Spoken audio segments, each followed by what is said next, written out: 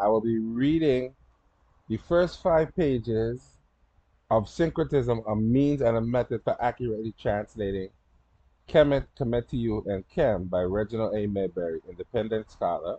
reggie.mayberry@gmail.com is the email. So we're going to start off with the abstract. This article is a reflection of the presentation offered at the 2019 Association for Classical African Civilizations ASCAC conference, where the origins and meanings of the word Kemet, and there's a footnote there that we're going to get to at the end, was debated. The examination seeks to identify syncretism as the proposed and superior method of interpreting ancient texts, specifically the Medu Netric. Therefore, syncretism affords a more accurate understanding of the ancient texts of the Kemetiu, and there's the transliteration there.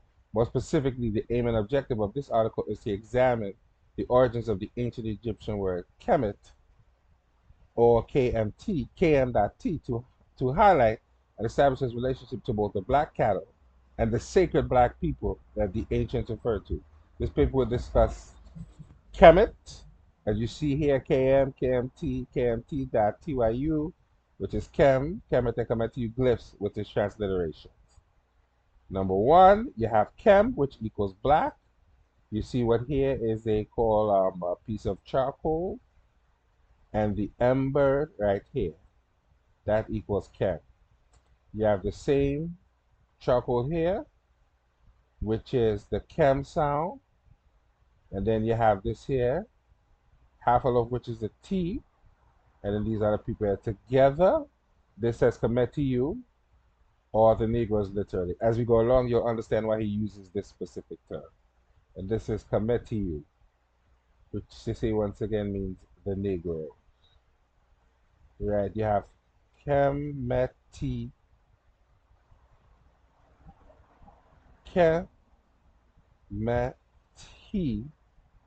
U.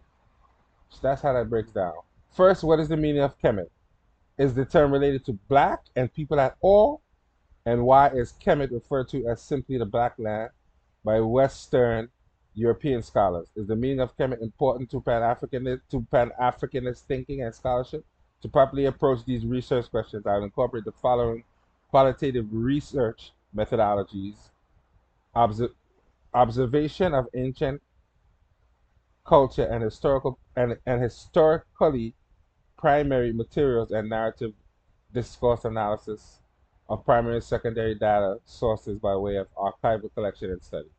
It must be noted that European scholars are in the business of observation and creating narratives and discourse to give a Eurocentric and colonial meaning to Africa, its ancient civilizations and people, for the purpose of providing intellectual tools for the maintenance of their worldview and hegemony. African people should engage in the business of speaking in the first person about their culture and peoples with intellectual integrity and honesty.